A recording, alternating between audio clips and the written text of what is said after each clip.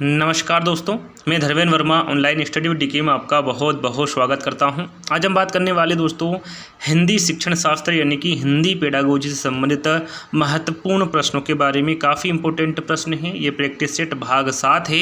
भाग 6 हम पहले ही अपलोड कर चुके हैं। यदि आपको ये 6 भाग देखना है तो आप यहाँ पर आई बटन पर एक लिंक आपको दिखने को मिलेगी, वहाँ पर आप क्लिक करोगे तो आप उन 6 भागों को एक साथ देख सकते हैं। तो जाकर सबसे पहले उनको देख लीजिएगा। काफ़ी इंपॉर्टेंट प्रश्न लिए गए हैं। आपको बीच में किसी भी पार्ट को स्किप नहीं करना है। सारे पार्ट आप 1 बाय 1 करके देख लीजिएगा। साथ ही साथ अभी तक आपने हमारे न्यू चैनल मेरा घर मेरा स्कूल को सब्सक्राइब नहीं किया है तो सब्सक्राइब कर लीजिएगा, क्योंकि वहाँ पर आपको ऑल एनसीईआरटी बुक सोल्यूशन आपको वहाँ पर हिंदी में मिलने वाला, यानी कि कक्षा 6 से लगाकर कक्षा 12वीं तक जितनी भी बुक्स हैं एनसीईआरटी की, उन सभी का सोल्यूशन वहाँ पर आपको देखने को मिलेगा। लगभग अभी तक हमने वहाँ पर 40 वीडियो अपलोड कर चुके हैं जो काफ़ी इंपॉर्टेंट है। वहाँ पर आप मैथ्स को बारीकी से जानेंगे, बारीकी से समझेंगे। कक्षा 6 से लगाकर 12वीं तक का सभी जो मैथ्स इंपॉर्टेंट है दोस्तों, उनके चैप्टर्स 1 बाय 1 आपको देखने को वहाँ पर मेरा घर मेरा स्कूल चैनल पर देखने को मिलेगा। तो लिंक डिस्क्रिप्शन में जाकर सब्सक्राइब जरूर से ज़रूर कर लीजिएगा। तो चलिए शुरू करते हैं। आज का पहला प्रश्न है हमारा, प्राथमिक कक्षाओं के भाषा शिक्षक होने के नाते आपकी सर्वाधिक महत्वपूर्ण भूमिका क्या है। यहाँ पर आपको आपकी सर्वाधिक महत्वपूर्ण भूमिका बताना है। एक प्राथमिक कक्षाओं के भाषा शिक्षक होने के नाते इन चारों विकल्पों के माध्यम से आपको बताना है। तो यहाँ पर बच्चे की भाषाई क्षमता के विकास के लिए आप तरह तरह के अवसर जुटाएंगे। ये आपकी सर्वाधिक महत्वपूर्ण भूमिका रहेगी भाषा शिक्षक होने के नाते प्राथमिक कक्षाओं के लिए। तो राइट आंसर हमारा यहाँ पर पहला वाला होगा। चलिए अगला प्रश्न है, निम्नलिखित में से कौन सा मौखिक भाव प्रकाशन शिक्षण का उद्देश्य है। प्रश्न को ध्यान से पढ़ना है, चारों विकल्पों को ध्यान से पढ़ना है। यहाँ पर आपका आकलन भी कर सकते हैं। यदि आपके सामने इस तरीके से 30 प्रश्न आएंगे तो उसमें आप कितने नंबर ला सकते हैं। तो कमेंट्स के माध्यम से आप हमें लास्ट में ज़रूर बताइएगा कि इस वीडियो में आपको या फिर इन 30 प्रश्नों में आपको कितने नंबर आए। तो यहाँ पर पूछा गया है कि मौखिक भाव प्रकाशन शिक्षण का उद्देश्य कौन सा है, इन चारों विकल्पों के माध्यम से बताना है। तो राइट आंसर होगा छात्रों को शुद्ध उच्चारण, उचित स्वर, उचित गति के साथ बोलना सिखाना, छात्रों को निसंकोच होकर अपने विचार व्यक्त करने के योग्य बनाना और विषयानुकूल व प्रसंगानुकूल शैली का प्रयोग करना सिखाना। ये तीनों ही मौखिक भाव प्रकाशन शिक्षण के उद्देश्य हैं। तो यहाँ पर हमारा राइट आंसर होगा उपरोक्त सभी। चलिए अगला प्रश्न है, दूसरी कक्षा में पढ़ने वाला रोहित हिंदी की कक्षा में अपनी मातृभाषा में बात करता है। आप क्या करेंगे? आप क्या करेंगे यदि दूसरी कक्षा में जो पढ़ने वाला रोहित है वो हिंदी की कक्षा में अपनी मातृभाषा में बात कर रहा है? तो आप क्या करेंगे? उसकी भाषा को समझने की कोशिश करेंगे, बाकी बच्चों से उसकी भाषा सीखने के लिए कहेंगे, उसे डांटने की वहाँ कक्षा में मातृभाषा का प्रयोग ना करें, या फिर उसे बिल्कुल अनदेखा कर पढ़ाते रहेंगे। इन चारों विकल्पों के माध्यम से आपको राइट आंसर बताना है। तो यहाँ पर राइट आंसर होगा कि आप उसकी भाषा को समझने की कोशिश करेंगे। किसकी? रोहित की, क्योंकि वो हिंदी की कक्षा में अपनी मातृभाषा के बारे में बता रहा है, उसी से ही उसी लैंग्वेज में बात कर रहा है। तो आपको उसकी भाषा को समझने की कोशिश करना है। तो राइट आंसर हमारा क्या होगा? यहाँ पर पहला वाला होगा। चलिए अगला प्रश्न है, लगभग 2 साल के बच्चे तार वाली भाषा, जिसे टेलीग्राफिक स्पीच भी कहा जाता है, इसका प्रयोग करते हैं। तार वाली भाषा का अर्थ क्या है? यहाँ पर आपको तार वाली भाषा का अर्थ बताना है। क्या होगा? तार में प्रयुक्त होने वाले शब्दों का प्रयोग, अंग्रेजी शब्दों का उपयोग, संक्षिप्त वाक्यों का प्रयोग करना, या फिर मुख्य अर्थ को व्यक्त करने वाले संज्ञा, क्रिया, विशेषण आदि 2 शब्दों वाली अभिव्यक्ति। तो यहाँ पर तार वाली भाषा का आपको अर्थ बताना है। तो सरल सा प्रश्न है, जहाँ तक मुझे लगता है आपको इसका आंसर पता होगा, क्योंकि यहाँ प्रश्न एग्जाम में पूछा गया है। तो यहाँ पर राइट आंसर होगा मुख्य अर्थ को व्यक्त करने वाले संज्ञा, क्रिया, विशेषण आदि 2 शब्दों वाली अभिव्यक्ति को ही तार वाली भाषा कहते हैं। तो राइट आंसर हमारा यहाँ पर 4th वाला होगा। चलिए अगला प्रश्न है, हिंदी भाषा की परीक्षा में किसी विषय की सामान्य समझ की जांच के लिए किस प्रकार के प्रश्नों का प्रयोग सर्वाधिक उपयुक्त होता है? अति लघु उत्तरीय प्रश्न का, वस्तुनिष्ठ प्रश्न का, निबंधात्मक प्रश्न का, या फिर इन सभी का? यहाँ पर हिंदी भाषा की परीक्षा में किसी विषय की सामान्य समझ की जांच के लिए पूछा गया है कि इन चारों विकल्पों में से किस प्रकार के प्रश्नों का उपयोग सर्वाधिक उपयुक्त होता है। तो यहाँ पर हमारा राइट आंसर होगा अति लघु उत्तरीय प्रश्न का। याद रखिएगा। तो यहाँ पर राइट आंसर हमारा पहला वाला होगा। चलिए अगला प्रश्न है, प्राथमिक स्तर पर सुनना बोलना कौशल के विकास में कौन सी विधियां अधिक सहायक है? कहानी कथन और श्रुतलेख, कविता पाठ और भाषा प्रयोगशाला, भूमिका निर्वाह जिसे रोल प्ले भी कहा जाता है और समाचार वाचन, या फिर भूमिका निर्वाह और बातचीत करना। तो यहाँ पर राइट आंसर होगा प्राथमिक स्तर में पूछा गया है कि सुनना बोलना कौशल के विकास में कौन सी विधियाँ अधिक सहायक है, तो वो है भूमिका निर्वाह और बातचीत करना। ये दोनों ही विधियाँ अधिक सहायक है प्राथमिक स्तर पर सुनना बोलना कौशल के विकास में। तो राइट आंसर हमारा यहाँ पर फोर्थ वाला होगा। चलिए अगला प्रश्न है, इनमें से प्राथमिक स्तर पर भाषा शिक्षण का कौन सा उद्देश्य अनिवार्य नहीं है? प्रश्न को आपको ध्यान से पढ़ना है। प्रश्न में पूछा गया है कि कौन सा उद्देश्य अनिवार्य नहीं है। प्राथमिक स्तर पर भाषा शिक्षण का विभिन्न संदर्भों में प्रयुक्त शब्दों के सही अर्थ ग्रहण करना, विभिन्न संदर्भों और स्थितियों में अपनी बात व्यक्त करने की कुशलता का विकास करना, भाषा के आलंकारिक प्रयोग की क्षमता का विकास करना, या फिर मानवीय मूल्यों का विकास करना। इन चारों विकल्पों के माध्यम से आपको राइट आंसर बताना है। तो यहाँ पर राइट आंसर होगा भाषा के आलंकारिक प्रयोग की क्षमता का विकास करना। यहाँ उद्देश्य अनिवार्य नहीं है प्राथमिक स्तर पर भाषा शिक्षण का। तो राइट आंसर हमारा यहाँ पर तीसरा वाला होगा। चलिए अगला प्रश्न है, उपचारात्मक शिक्षण का उद्देश्य है। काफ़ी इंपॉर्टेंट प्रश्न है। उपचारात्मक शिक्षण से प्रश्न पूछा जाता है, तो आपको यहाँ पर उपचारात्मक शिक्षण का उद्देश्य बताना है कौन सा होगा। छात्रों की प्रारंभिक त्रुटियों में सुधार करना, छात्रों की ज्ञान संबंधी त्रुटियों को दूर करना, छात्रों में आत्मविश्वास जगाना, या फिर उपरोक्त सभी। तो यहाँ पर हमारा राइट आंसर होगा उपचारात्मक शिक्षण के उद्देश्य के बारे में पूछा गया है। तो छात्रों की प्राथमिक त्रुटियों में सुधार करना, छात्रों की ज्ञान संबंधी त्रुटियों को दूर करना और छात्रों में आत्मविश्वास जगाना, ये तीनों ही उपचारात्मक शिक्षण के उद्देश्य हैं। तो यहाँ पर राइट आंसर हमारा उपरोक्त सभी होगा।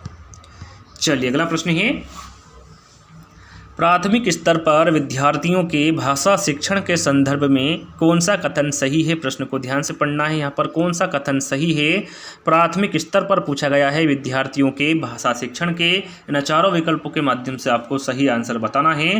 तो यहाँ पर हमारा राइट आंसर होगा बच्चे भाषा की जटिल और समृद्ध संरचनाओं का ज्ञान विद्यालय में ही अर्जित करते हैं। यहाँ कथन सही होगा प्राथमिक स्तर पर विद्यार्थियों के भाषा शिक्षण के संदर्भ में। तो यहाँ पर हमारा राइट आंसर फोर्थ वाला होगा।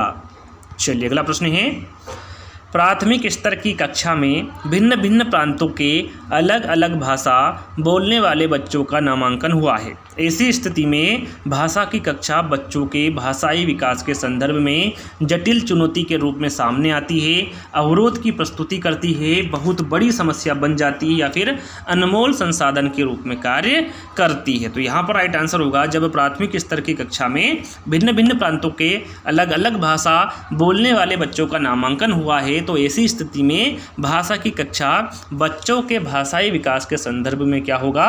अनमोल संसाधन के रूप में कार्य करती है। तो राइट आंसर हमारा यहाँ पर फोर्थ वाला होगा। चलिए अगला प्रश्न है, पहली कक्षा की भाषा अध्यापिका अपने एक विद्यार्थी के भाषाई विकास के संबंध में चिंतित है। क्यों चिंतित है? क्योंकि विद्यार्थी पठन पाठन में रुचि प्रदर्शित नहीं करता है, इसलिए विद्यार्थी को घर पर बात करने में के बहुत कम अवसर मिलते हैं। इसलिए विद्यार्थी के माता पिता की मातृभाषा अलग अलग है, इसलिए, या फिर विद्यार्थी अपने साथियों में बहुत झगड़ता है, इसलिए। इन चारों विकल्पों के माध्यम से आपको बताना है कि राइट आंसर क्या होगा।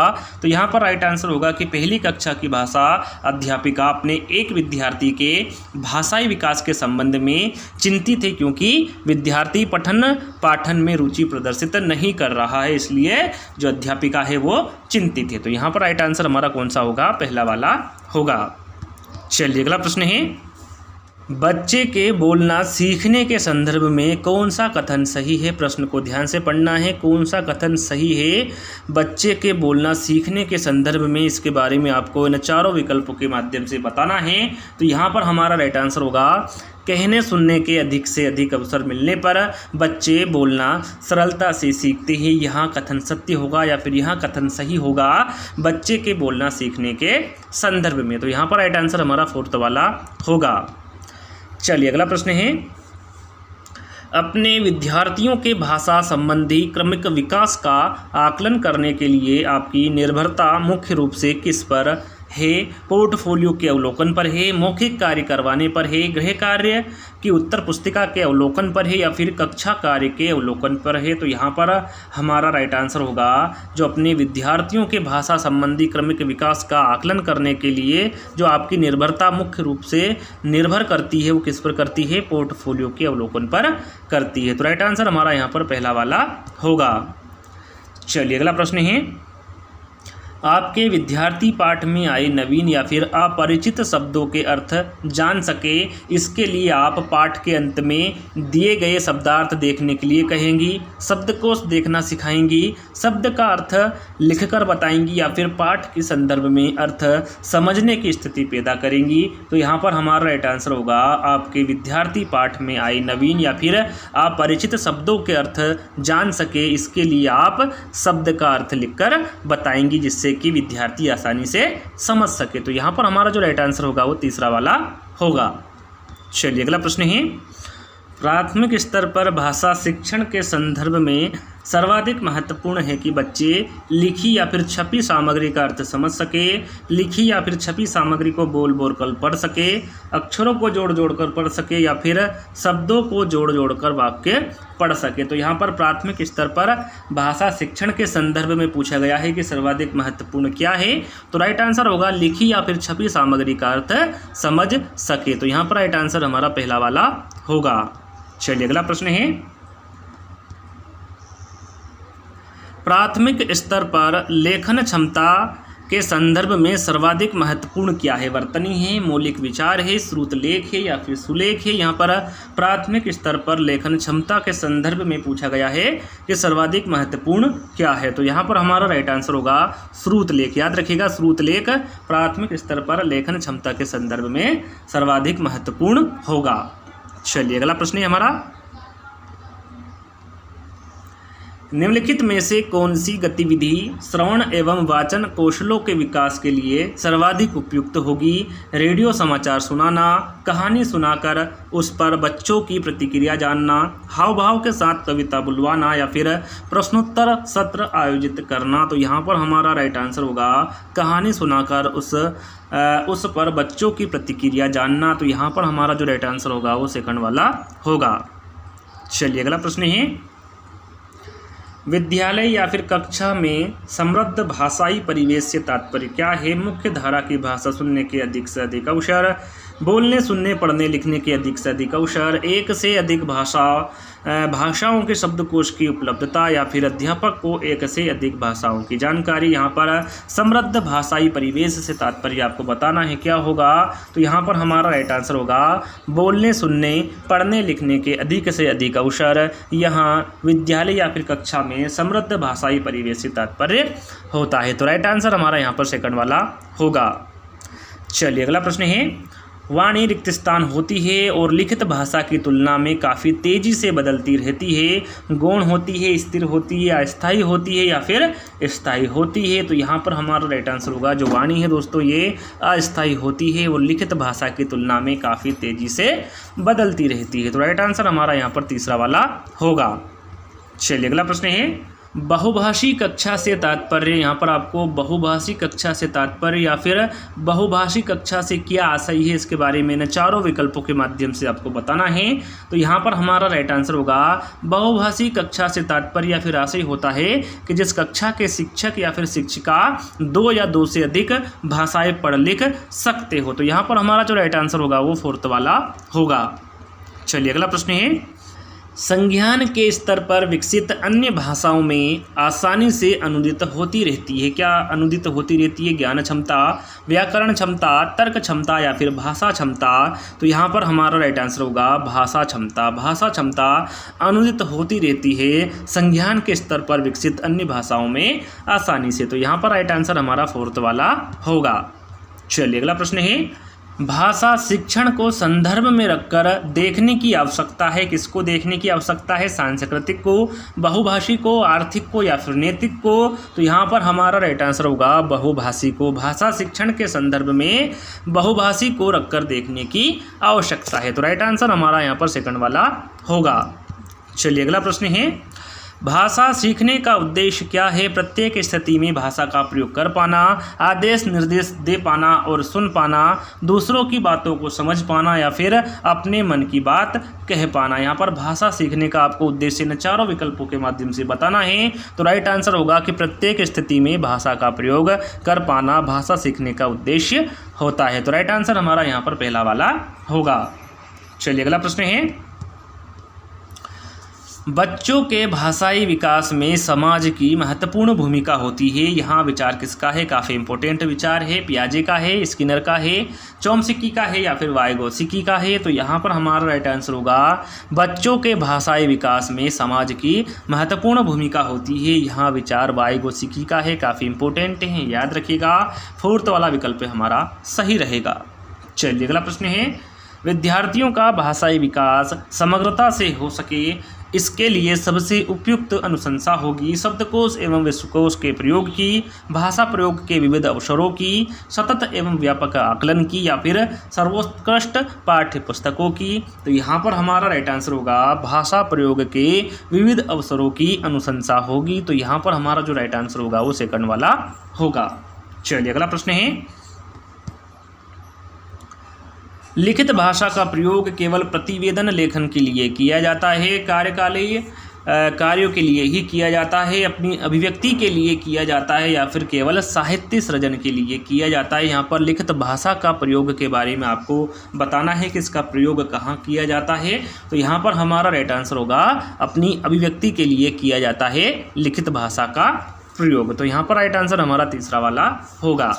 चलिए अगला प्रश्न है, भाषा की कक्षा में भाषाई खेलों का आयोजन मुख्यतः भाषा सीखने की प्रक्रिया में स्वाभाविकता लाता है, आकलन का काम करता है, रोचकता और जोश लाता है या फिर अध्यापक के काम को सरल बनाता है? तो यहाँ पर हमारा राइट आंसर होगा भाषा की कक्षा में जो भाषाई खेलों का आयोजन मुख्यतः रोचकता और जोश लाता है। तो यहाँ पर हमारा जो राइट आंसर होगा वो तीसरा वाला होगा। चलिए अगला प्रश्न है, कविता कहानियों पर चर्चा करने एवं प्रश्न पूछने का उद्देश्य भाषा की विभिन्न छटाओं का अनुभव कराना है, कल्पनाशीलता का पोषण कराना मात्र है, भाषा सीखने का आकलन कराना मात्र है या फिर साहित्य के प्रति बच्चों की रुचि जागृत करना है? तो यहाँ पर हमारा राइट आंसर होगा कविता कहानियों पर चर्चा करने एवं प्रश्न पूछने का जो उद्देश्य है वो कल्पनाशीलता का पोषण करना मात्र है। तो यहाँ पर हमारा जो राइट आंसर होगा वो सेकंड वाला होगा।